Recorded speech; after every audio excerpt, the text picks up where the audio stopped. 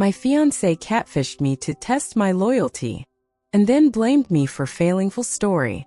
For 3 months I was secretly talking to the perfect guy online.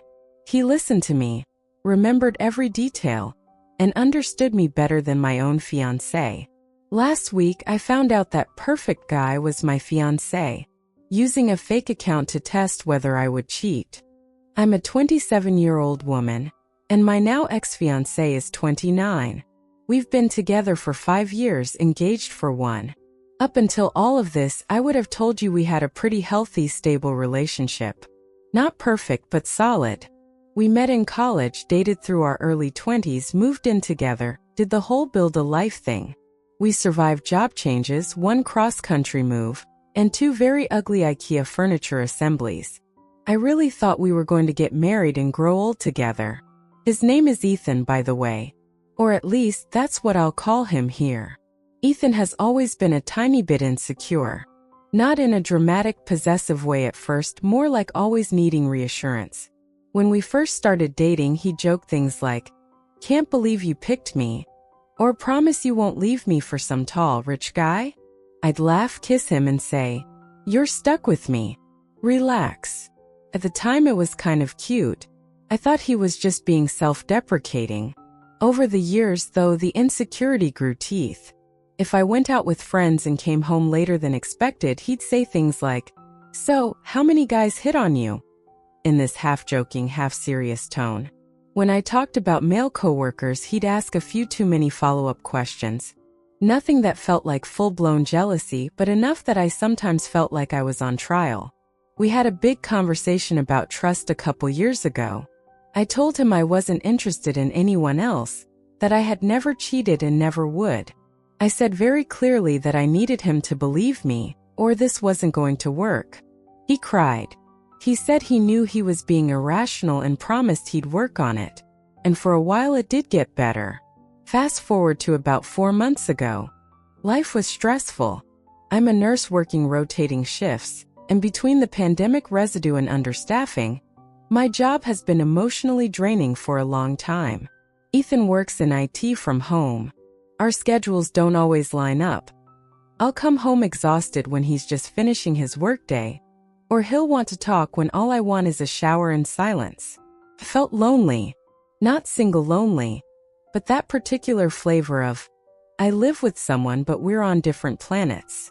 Ethan isn't great with emotional conversations. Whenever I tried to tell him how overwhelmed I felt, he jumped straight to solutions.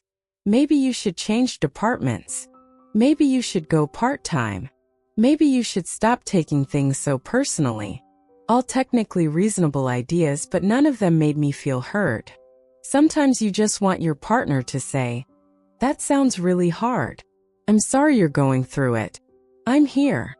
Around that time, I started spending more time on Instagram and TikTok, just doom scrolling between shifts, honestly. One night, while half asleep on the couch, I got a random DM on Instagram from a new account. The profile picture was a guy around my age, decent looking, with a dog. The username was something generic like Coastal Runner 89. The message said, "Hey, I hope this isn't weird, but I came across your profile on Explore. I just wanted to say your dog is adorable. What breed is she? Very harmless." My profile isn't private, and I post a lot of pictures of my dog, so it didn't feel creepy. I replied, "She's a mutt rescue mix. And thank you, she's perfect." He responded pretty quickly. We had a short, polite conversation about dogs, nothing flirty. Then I put my phone down and went to bed. Over the next week, he'd occasionally react to my stories or send a quick, "Hope your shift went okay," if I posted something about work. His messages were always respectful and not sexual at all. Honestly, at first I didn't think much of it. I've had random internet strangers be way creepier. What stood out was that he actually seemed to pay attention. If I mentioned having a night shift, he'd ask the next day, "How was it? Any chaos?" If I said I was exhausted, he'd say, "Make sure you drink some water and eat something. Okay?" Little things that, in a perfect world, my fiancé would have said. I never hid the fact that I was engaged. My bio literally had a ring emoji and engaged. When he asked about my weekend plans at one point, I said, "Probably date night with my fiancé if our schedules align." His reply, "Nice, hope he takes good care of you. You sound like you carry a lot on your shoulders." Again, nothing inappropriate, just kind. Weeks turned into a month. We weren't talking constantly, but enough that he became a small comforting presence in my phone. When I had a particularly bad day at the hospital involving a young patient, I posted a vague story about feeling drained. Ethan's response in real life was, "You knew what you were signing up for. You can always quit." The Instagram guy's response was, "You do something incredibly hard and important. I'm sorry today was rough. Please don't forget you're human too." You can guess which one made me cry in the supply closet. I still didn't see it as emotional cheating though. In my head, it was just friendly internet stranger who's oddly supportive.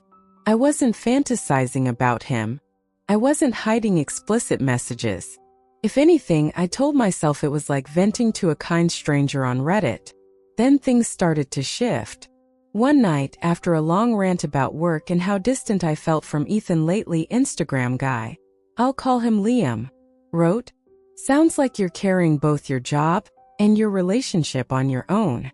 Does he at least try to understand?" I replied, "Sometimes. But most of the time he either tries to fix things I didn't ask him to fix, or he gets defensive and makes it about him. I'm just tired." Liam said, "You deserve someone who listens. Not just someone who lives in the same apartment." That hit harder than it should have. We started talking a bit more. He'd ask about my favorite books, movies, what I'd do if I had a week off with no responsibilities. Felt nice, like getting to know someone who actually wanted to know me, not just the functioning adult version of me. I still kept firm boundaries. When he complimented my smile in a photo, I replied with a simple, "Thanks," smiling face with smiling eyes, and switched the subject. When he asked if Ethan ever surprised me with dates or small gifts, I half-jokingly said, "He surprised me with a dishwasher once, does that count?" Liam said, "Useful but not exactly romantic." At about the 3-month mark, the tone shifted again, but this time on Ethan's side. He started acting weird, more clingy and more distant at the same time. He'd randomly ask questions like, "Are you happy with me?" Or, "Do you ever think about being with someone else?" If I went out with friends, he'd ask for selfies to see your pretty face, but then stare at the backgrounds like he was trying to spot someone. One night after I came home from a girls' night, he straight up asked, "Has anyone tried to hit on you lately?" I said, "Not really." "Why?" He shrugged. "Just curious. You're beautiful. Guys must notice." I brushed it off as insecurity again. We ended up having sex that night, but it felt off, like he was trying to prove something. 2 weeks later, everything exploded. I had just gotten off a brutal 12-hour shift. I was half dead, shoes off at the door, scrubs tossed in the hamper, when Ethan walked into the living room holding my phone. He never touches my phone. My stomach dropped. "Hey," I said slowly. "What are you doing with that?" He looked triumphant. That's the only word I can use. Smug and hurt and righteous all at once. "I think we need to talk," he said. He opened my Instagram DMs and scrolled straight to Liam. My heart started pounding so hard I could hear it in my ears. Before I could say anything, he started reading out loud in a mocking voice. "I feel like he doesn't really hear me anymore. I'm exhausted. Sometimes I wonder if we're just roommates with shared bills." He looked up at me. "Sound familiar?" I felt my face go hot. "Yes," I said slowly. "Those are things I've felt. I've tried to tell you that." "With your friend online," he snapped. "He's just someone who listens," I said. "I've never met him, never sent him nudes, never flirted. There's nothing sexual here." Ethan laughed. It was an ugly sound. "Oh, you think that matters," he said. "You've been emotionally cheating on me for months, pouring your heart out to some random dude behind my back, telling him things you won't tell me." "I tried to tell you," I said, starting to cry. So many times. You shut down or you start giving me TED Talk advice. He just listened. Oh, so I'm sorry I'm not your emotional support Reddit stranger, he spat. We went back and forth like that, voices getting louder. I kept insisting I hadn't cheated, that I'd never hidden my engagement, that if anything, Liam had encouraged me to expect more from my relationship, not less. Then Ethan said something that made the world tilt. He encouraged you, huh? Ethan said. You really like him. Think he understands you. Yes, I snapped, in that stupid, angry way you say things when you feel cornered. He understands me better than you do right now. His mouth twisted into a cold smile. Good, he said.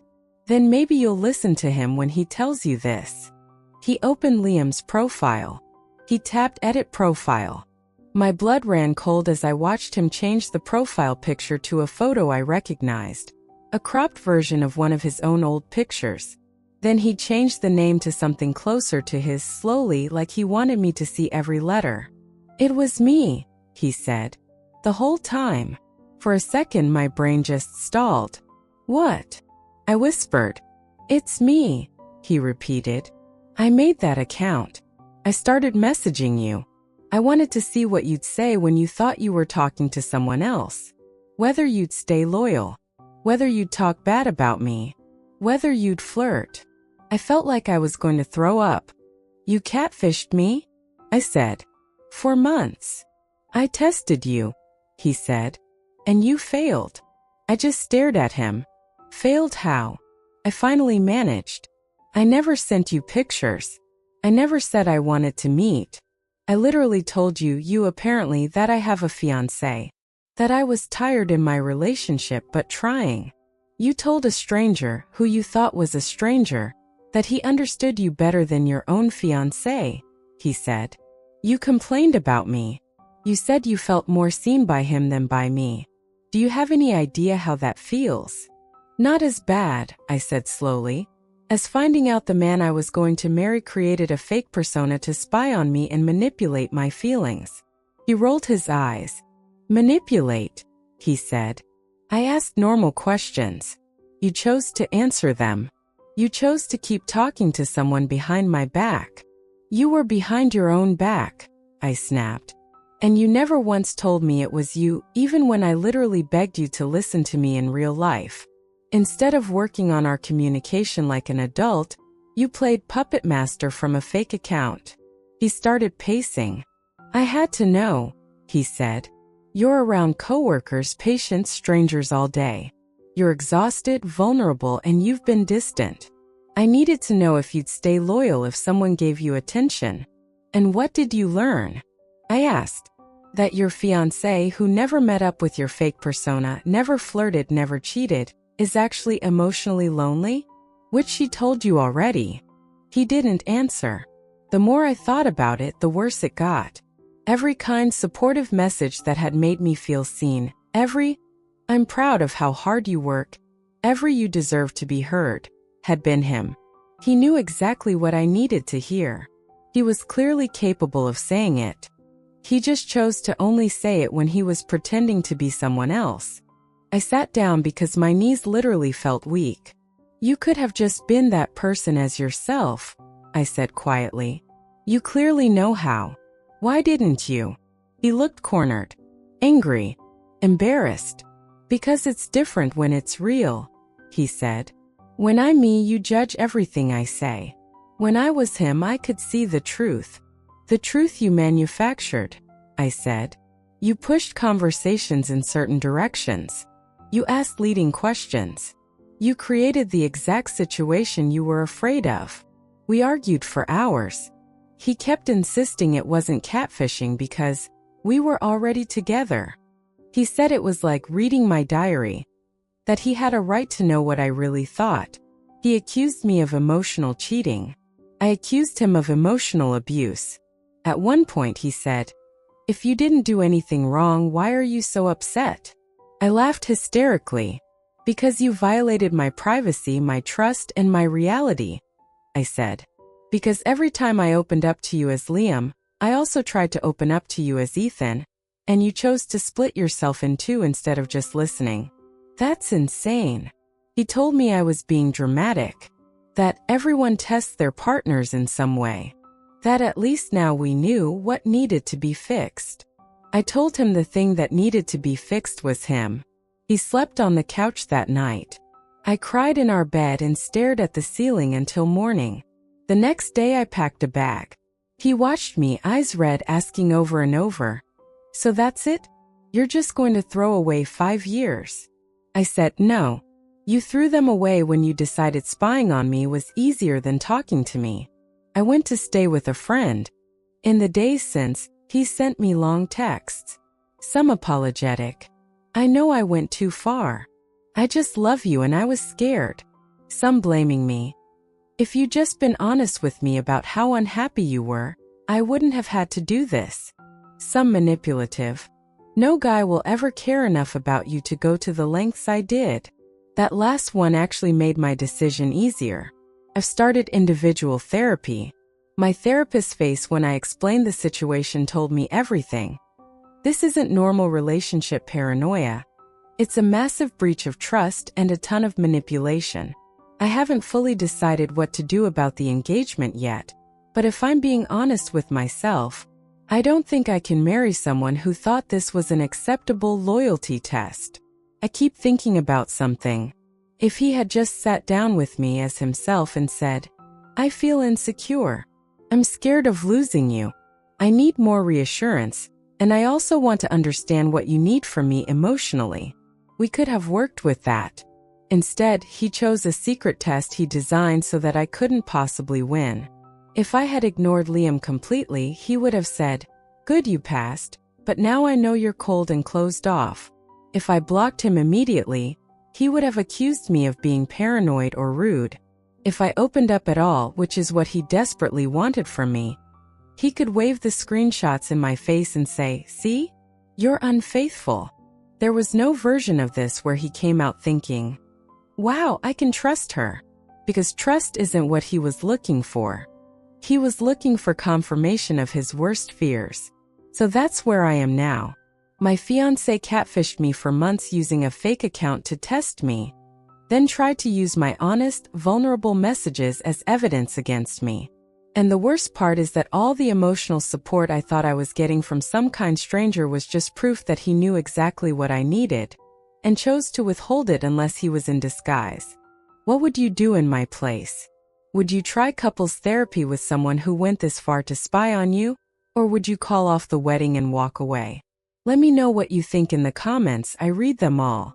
And if you like stories like this, don't forget to like the video and subscribe to Reddit Story Vault for more Reddit drama, relationship chaos, and full stories just like this one.